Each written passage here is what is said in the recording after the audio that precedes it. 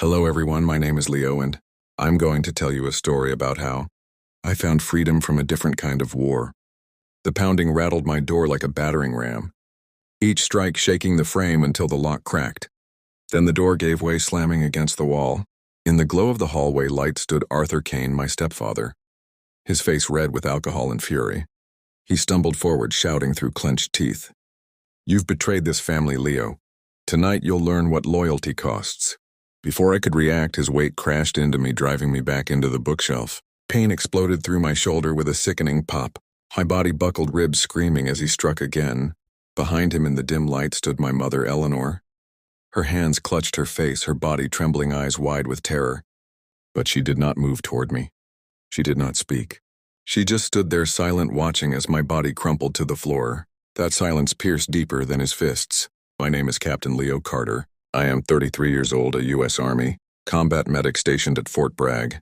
I have dragged wounded soldiers out of burning vehicles, under fire-set bones on the floor of field hospitals, and stitched torn skin in the sandstorms of Afghanistan. I have seen men bleed out in minutes, but nothing in war had ever prepared me for the war that came through my own door that night. Arthur's hand tangled in my hair, yanking me up his knuckles, driving across my cheekbone until stars burst in my vision. My shoulder dangled, useless pain screaming with every breath. I tried to push back, but his size dwarfed mine. The air filled with the stench of whiskey and the echo of his voice, low and venomous. "You'll never escape me, boy. Family is forever." My mother's sobs broke through, muffled behind her hands. For a fleeting second, our eyes locked. I begged silently, "Please help me." But she stayed frozen, her silence louder than any scream. I thought of the nights we used to sing together when I was a child, her voice carrying me to sleep. That voice was gone now, trapped in fear. Blood trickled into my mouth. My knees gave way. But through the haze I saw the olive green radio on my desk, the one I carried home from the base after late shifts. Crawling on my side, I lunged, every rib protesting. Arthur's boot slammed against my back, but my fingers found the switch. 3 quick presses, the emergency signal. Somewhere miles away, military police would see my coordinates light up. Arthur didn't notice. His rage consumed him. He lifted me again and slammed me into the wall, promising I would regret ever leaving his house, his rules. My vision narrowed, a tunnel of light and sound fading fast. Yet beneath the roar of my stepfather's voice, I thought I heard it, the faint crackle of a response over the radio. Hope thin as thread pulsed in that sound. And in that moment, even as pain swallowed me, I knew this night would not end in silence. It would end with the truth breaking through. When I lay there on the floor that night, the copper taste of blood filling my mouth, my mind betrayed me by pulling me backward, back to the years when my world still felt safe. Pain has a way of stirring memory. I saw my father again, not in uniform this time, but kneeling on the living room carpet holding a tiny flag while I stumbled through the words of the national anthem. He laughed softly when I forgot a line, then started over, guiding me with his strong, steady voice. He was a Navy veteran, stern with himself but endlessly gentle with me. I thought that steadiness would last forever. But forever ended when I was 9. A sudden heart attack took him in the middle of a late shift. And just like that, the man who taught me to be brave was gone. The house fell silent, stripped of his laughter and the security that came with it. My mother, Eleanor, tried to be both parents at once, but I could see the cracks in her spirit. She went from singing in the kitchen to sitting alone at night staring at bills, her hands trembling when she thought I wasn't looking. It was during those fragile years that Arthur Kane appeared, a former logistics officer, tall and commanding, the kind of man people noticed when he entered a room. He brought with him the confidence of someone who claimed to understand order and discipline. To my mother, still grieving and desperate for stability, he must have seemed like a rescue. To me, he was a stranger who moved too quickly into our lives. I will never forget that first dinner. Arthur arrived with a bouquet of lilies. For my mother, the kind she hadn't received in years. For me, he carried a stuffed bear dressed in miniature fatigues. My mother's face lit up in a way I hadn't seen since before my father died. Her cheeks flushed with something that looked dangerously like hope. I remember watching her smile, radiant and alive again, and knowing I should have felt glad. Instead, I felt a cold knot in my chest. That bear sat on my shelf for years, staring at me with stitched eyes, a reminder that someone new had stepped into the space where my father's memory still lived. Even as a child, I sensed that this gift was not about me. It was about winning ground, planting a flag in the quiet grief of our home. and though my mother welcomed him with open arms, I knew then in a way words could not yet explain that the light in our house had shifted. It would never shine the same again. It is strange how memory works. That night on the floor of my apartment with Arthur's fists landing like hammers, I kept seeing the earlier version of him, the one the world saw, the one my mother believed in. After my father's death, Arthur had entered our lives wrapped in politeness. He told war stories at the dinner table, stories, polished smooth, never too dark, always just enough to impress. He stood tall always in pressed shirts, his voice calm and measured. When he moved us into his spacious house in New Jersey, my mother called it a blessing. To neighbors, he was the perfect gentleman. To my mother, he was safety after years of struggle. But slowly the mask slipped.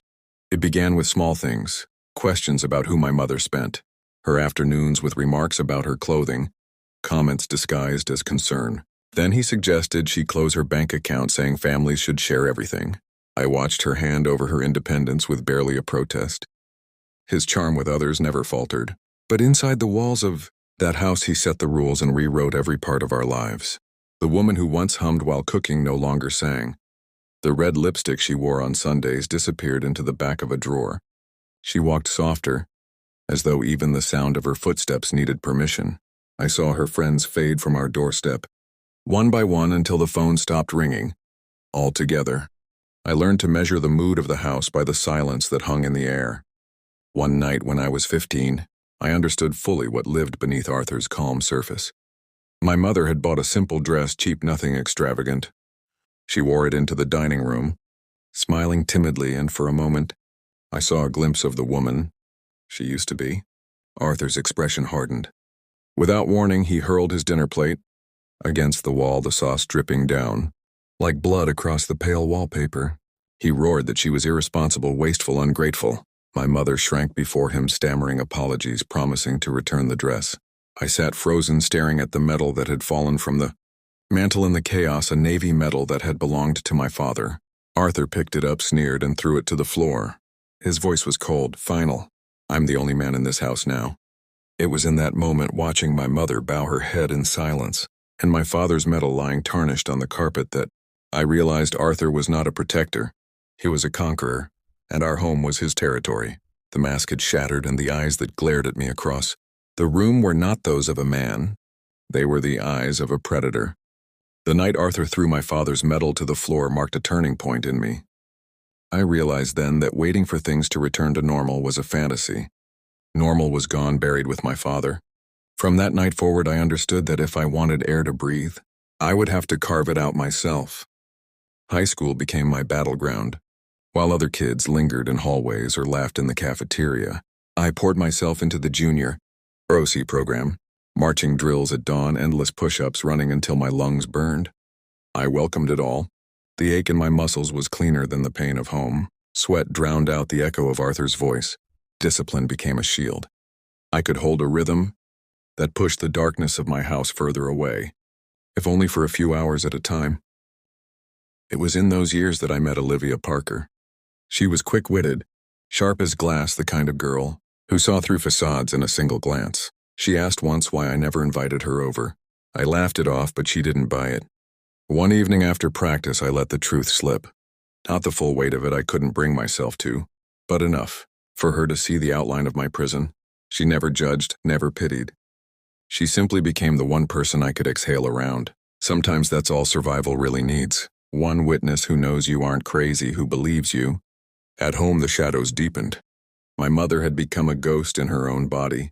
She moved softly, spoke little, always with her eyes lowered. When I begged her to stand up for herself, she would only whisper, "You don't understand military men. Leo, he's strict, but he loves us. This is how they are."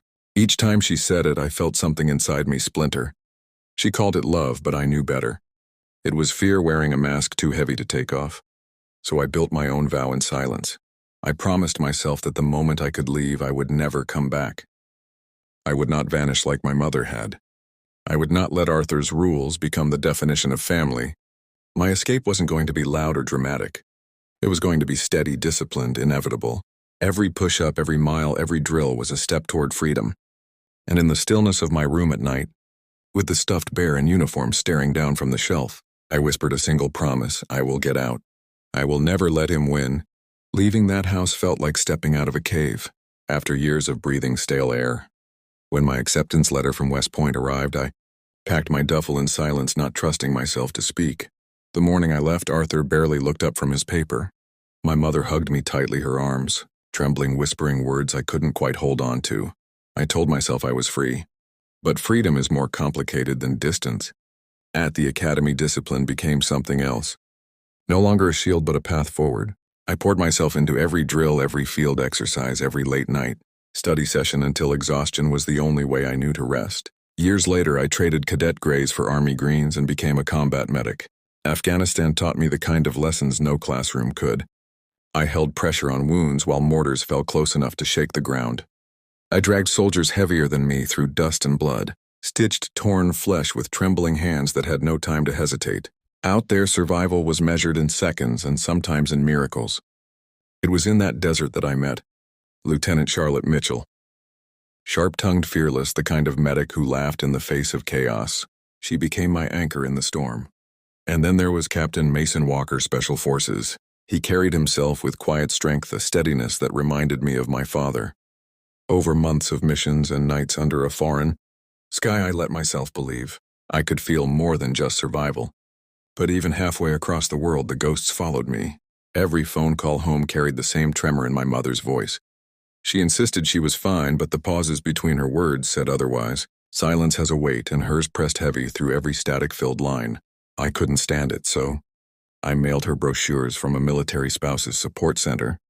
Numbers she could call, safe places she could go. Arthur found them. His rage traveled faster than any bullet. One night my phone buzzed with a message from him. "Stay out of my house. If you ever interfere again, I won't just deal with her. I'll come for you too." Reading those words in a dusty tent lit by a single lantern, I felt the war shift. It wasn't just overseas anymore. It had followed me, clawing across oceans, reminding me that some battles don't end when you leave home. Some shadows cross borders, waiting for the day you're forced to face them head on. The threat in Arthur's message lingered in the back of my mind, like the constant hum of an engine. You can't shut off. I tried to bury myself in work in the chaos of the field, but some nights the silence of the desert only magnified his shadow. Then came the call, the one that broke me, more than any wound I'd treated on the battlefield. It was late, the camp quiet except for the distant rumble of generators. My sat phone buzzed when I answered. All I heard at first was wind and a trembling voice. "Leo," my mother whispered as if someone might be listening. "He knows. He destroyed the house phone," he said. "If you ever reach out again, he'll kill you." I pressed the receiver so tightly my knuckles whitened. My voice cracked as I begged, "Mom, listen to me. Come to the base. I'll arrange clearance. You'll be safe here. I'll protect you." Her breath shook on the other end. I could almost see her standing at some dark street corner by a payphone, looking over her shoulder. "No, baby," she said, her voice breaking like thin glass. "You don't understand. He always finds us, always. You have to live, Leo, just you. That's enough for me." And then she was gone. The line went dead, leaving only the hollow static of a world that had closed its doors. I sat there in the tent, staring at the shadows, on the canvas walls, feeling like the little boy, clutching a stuffed bear all over again, helpless, unseen. But training doesn't allow you to sit with helplessness for long. The next morning I sought out Major Thomas Harris, our judge advocate general officer. He was a man who measured his words, the kind whose calm made you believe in rules even when chaos reigned. I told him everything, my mother's call, Arthur's threats, the history that had stalked me across continents. His jaw tightened, but his eyes stayed steady. He promised to review what could be done legally, though even he admitted the reach of military law had limits. When it came to a civilian stepfather stateside, later in the medic tent I found Charlotte. She listened without interruption, then gripped my shoulder, with the kind of force that said she'd already decided if Arthur came, she'd stand in his way too. That night I lay awake beneath the foreign stars, realizing the cruel truth. Hope had flickered for a moment, only to be snuffed out by my mother's fear. But fear cuts both ways. Arthur thought he had silenced her. What he didn't know was that her words had lit something else inside me, a refusal to remain his prisoner even from half a world away. The night ended with red and blue, lights flashing against the rain-streaked windows of my quarters, the sound of boots pounding through the hall, and Arthur's hands finally torn from me. He was still shouting when they dragged him, out still spitting rage, even as the cuffs bit into his wrists. The air reeked of alcohol and iron, my blood on his skin. I sat against the wall, chest heaving, ribs aching with each breath, and watched the storm inside our home finally break. But what struck me most wasn't his capture. It was my mother. Eleanor stood frozen in the corner. Mascara streaked down her cheeks, her body trembling. She had not lifted a hand to stop him. Even when the MPs pushed Arthur into the hall, she clutched her shawl tighter around, her shoulders, her eyes fixed on the floor.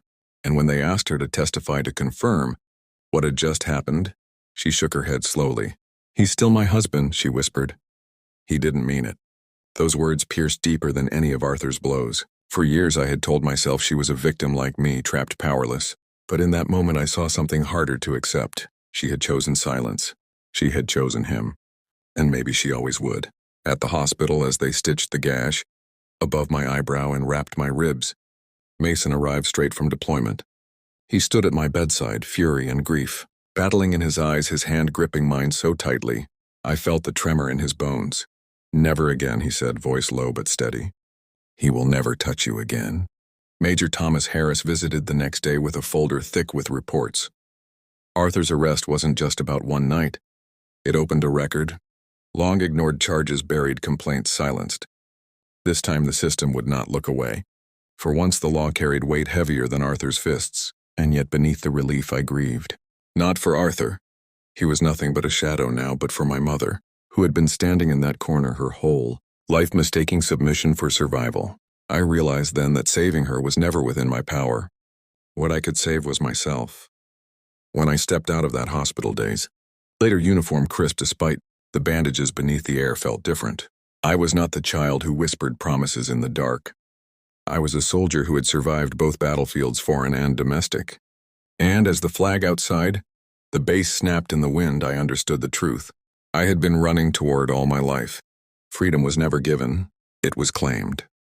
The first thing I felt when I woke in the military hospital wasn't the bandages, or the ache in my ribs. It was Mason's hand wrapped around mine, steady and warm. On the other side of the bed stood Charlotte, arms crossed, her sharp eyes softer than I'd ever seen them. And beside her, Major Thomas Harris, holding a folder that seemed to carry the weight of everything I had fought to keep buried. For the first time in years, I didn't feel alone. When my mother walked into the room, I braced myself for silence. Instead, her shoulders shook and her words spilled out like a dam finally broken. She admitted what I had known and yet needed to hear. 14 years of bruises, fear, and choices, made in the name of protecting me. She believed that if she stayed, quiet bore the weight herself. Arthur's rage would spare me, but her silence had not saved me. It had only drawn me deeper into the fire. Tears blurred her face, but this time she did not look away. The courtroom was colder than any tent I had slept in overseas. Arthur appeared polished in a sharp suit, as if civility itself could erase what he had done. He painted me as unstable, accused me of exaggeration, of betrayal. But the evidence stacked against him was a fortress. The SOS signal from my radio medical records, documenting every fracture, my mother's testimony. All of it formed a wall his lies couldn't climb. When the judge read the sentence, 20 years in federal prison with his military honors, stripped, Arthur's mask finally cracked. I saw not a commander, not even a man, but the hollow fury of someone who had lost control for the last time. From that wreckage I chose to build. Alongside Charlotte, I founded Valor Shield, an organization dedicated to connecting service members and families living under the shadow of domestic violence. Mason took charge of logistics, making sure no one who reached out would face silence at the other end of the line. And my mother, tentative but determined, began volunteering at the Veterans Hospital, her voice slowly returning. The first time she sang the national anthem at a parade, her voice strong and clear, I felt a circle close. Months later, standing before a hall of military doctors and cadets, I spoke words I once never thought I'd say aloud. Silence never protected anyone. We are only safe when we have the courage to tell the truth. The applause rose, but I didn't need it. What mattered was the stillness inside me, the knowledge that the war I had carried for decades was no longer mine alone. I had spoken, and in that truth I had finally claimed my freedom.